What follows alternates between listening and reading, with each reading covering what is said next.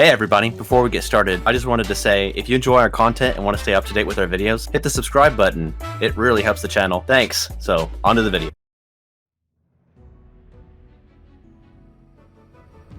We open to a young woman humming wearing a Moogle outfit. She's using a telescope to spy into the innards of the Midgar slums. A horde of pigeons harass her, and she falls off the wall she was perched on, but is able to quickly land on her feet. This is Yuffie, self-described materia hunter and elite special forces operative for the new Wutai government.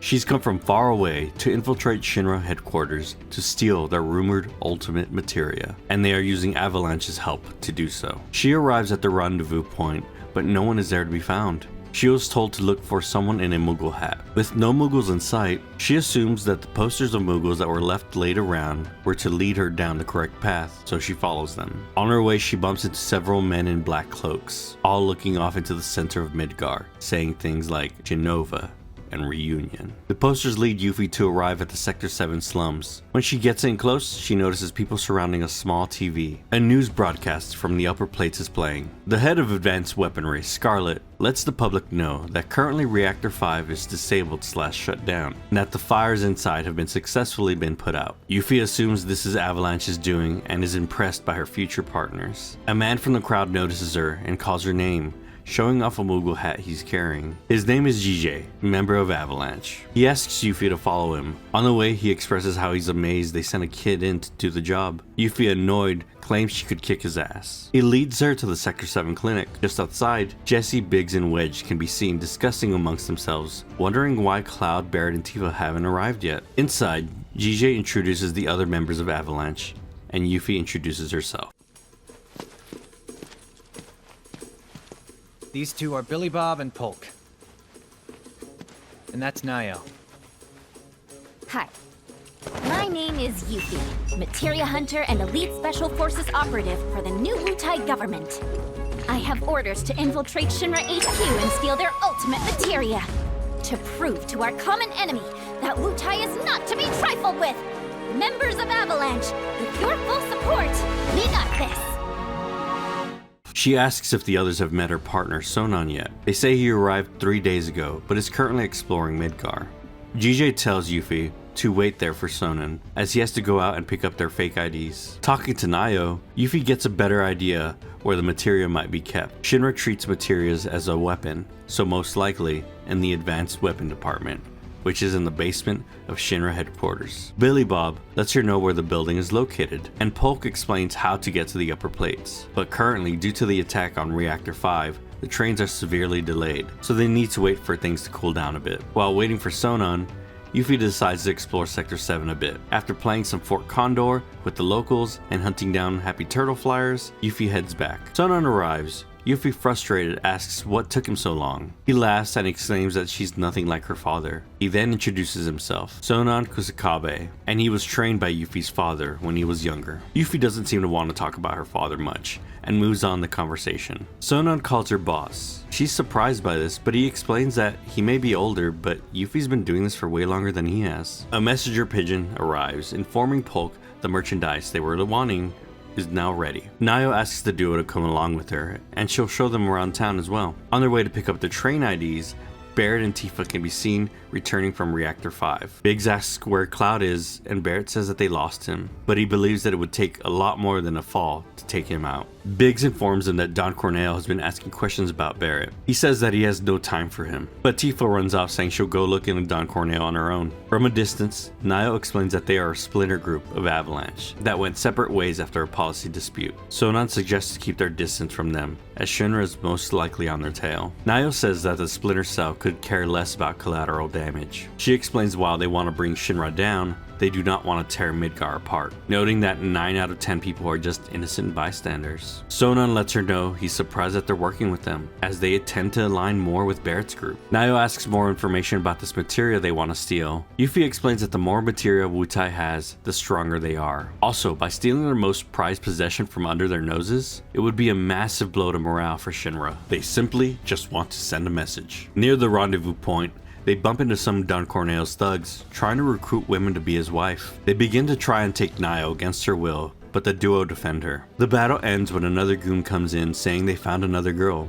most likely referring to Tifa. As they wait for their contact, Yuffie points out another black-robed man. Nayo explains there are people suffering from Mako poisoning, most likely someone who didn't make it into Soldier. After getting their IDs, on their way back, a carrier pigeon sends a message from GJ to meet at the Sector 7 pillar. When they arrive, GJ is being chased by Shinra guards. The duo follow GJ into the construction site as he gives guards the runaround. While following, Sonon and Yuffie discuss how much Avalanche has changed. In the past, it seems they saw civilian casualties as part of what needed to be done, and were way more aggressive with their attacks. But its current incarnation, Sonon describes as too soft, and thinks they should have allied themselves with Barrett's cell. They eventually catch up to GJ, who's been captured. Sonon lets him free while Yuffie distracts the guards. The guards call for backup, and the duo have to fight a centipede Shinra war machine. Once the machine is handled, GJ gives them their Shinra ID cards. These IDs should let them access any part of the building. He then says he has to go warn the others, as he's heard rumors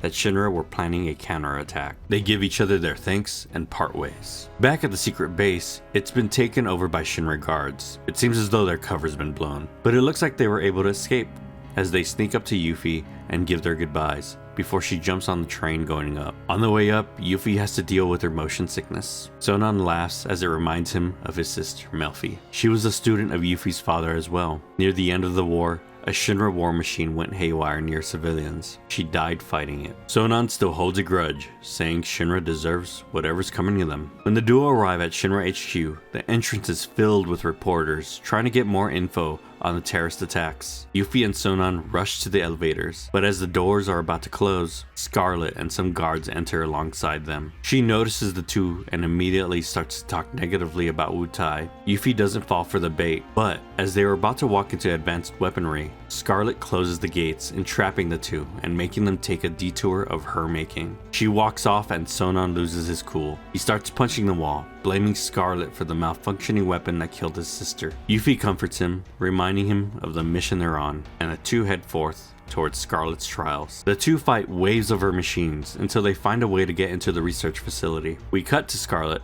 who let the two in, curious to find out what they're looking for. Yuffie and Sonon navigate the research facility. It looks like as though there are many trials of Shinra creating different types of materia. Eventually they make it to Scarlet's lab, where there is clearly a different tube encasing materia. The two try to open it up, but they only find a dud. After watching them for some time, Shinra is able to deduce that the two Wutaians are hunting for materia. Scarlet is slightly confused, but continues to toy with them, sending them further into the research facility. They are led to the heavy weapons testing platform, where Scarlet awaits. She jumps into her designed battle armor and fights the ninjas. Sonon and Yuffie are victorious and disable the armor. Scarlet is annoyed as she studies her design, looking at ways she can improve it for the future. The duo come in basking in their win, but she laughs and activates an alarm hidden on her leg. We cut to another part of the research lab, where a man covered in darkness is being awoken. He awakens to find another man named Weiss being digitally replicated to the VR machines above. The shadowed man is excited to be released, as it's been a while since the last time he had a hunt. Back to Scarlet, Yuffie is interrogating her and asks her about the materia. An explosion goes off and Sonon goes off to investigate it. Scarlet informs Yuffie that she is correct, but at this time, the materia is incomplete and the development has been postponed. Yuffie asks why, and Scarlet reveals that her and her colleagues are dropping the Sector 7 plate on the slums and then blame it on Avalanche and Wutai. Yuffie is confused by this statement, as she is not from here and doesn't know what she means by dropping the plate. Another explosion goes off and Yuffie runs off to check in on Sonon. She finds him fighting off Shinra guards in very different uniforms. She quickly explains to him that the materia doesn't exist yet and that it's still in the works. She also tells him about what Scarlet said about the plate. Sonon is horrified and clarifies what that means to Yuffie. The plan is now to escape even without the materia. The intel on what is going to happen to Sector 7 is beyond valuable. While fighting off the soldiers, the two get entrapped in a VR room. Scarlet turns up the pain receptors in the room and makes them fight a horde of virtual opponents. Outside the room, the man that emanates shadow arrives. Scarlet leaves capturing the two to him and she walks away. He begins to spew darkness all over and killing his own men. When the duo escapes the VR room, they move forward. The research lab is silent and littered with soldiers' corpses. They eventually bump into the shadowed man who is waiting for them, along with some Shinra scientists taking readings and tests while he fights. Yuffie asks why he would kill people on the same team as him. He simply states that there are no teams in deep ground. She asks what is deep ground, and the man cryptically answers, the place where my brother and I like to play. Yuffie and Sonon tell him to get out of the way, and the final battle begins. During the fight, the man becomes more and more wild as it goes on, encasing everything in shadow. The Shinra scientists see that he's going berserk and attempt to contain him, but he breaks out and kills them in anger. The duo are able to work together in tandem and bring the berserking man down. On the final blow, he dissipates into thin air. Thinking that the fight's over, they head towards the elevator, but just before they can get to safety, Sonon notices the incoming attack and takes the hit for Yuffie. He tells Yuffie to go, opening the elevator for her. The man cackles and continues to stab Sonon. Sonon tells Yuffie to live on for the two of them, enclosing the elevator so Yuffie can escape alone. Sonon is stabbed again, seeing flashes of his deceased sister. His body erupts dark tendrils and gets knocked out, but shadowed hands reach from the darkness and pull him in. Yuffie comes running out of the Shinra HQ crying, frustrated that she was saved to survive alone. As she's running, she witnesses the destruction of Sector 7. Falling to her knees, she screams out in pain. A unspecified amount of time passes, and we cut to Yuffie outside of Midgar, traveling to an unknown location. She tells herself that she can't do this alone. She points at the sky, practicing her recruitment speech for an unknown group. After the credits, we cut to Barrett, Tifa, Red 13, Aerith, and Cloud walking down the highway, making their way to the city of Calm. Tifa is concerned how long the walk is, and Barrett says it's about 12 hours out. He then stops to take in the fresh air. Leader's orders. Now breathe in that fresh air. Oh. Actually, scratch that. Let's, save it for later, when we're not so close to Midgar. Guess this is goodbye, City of Mako.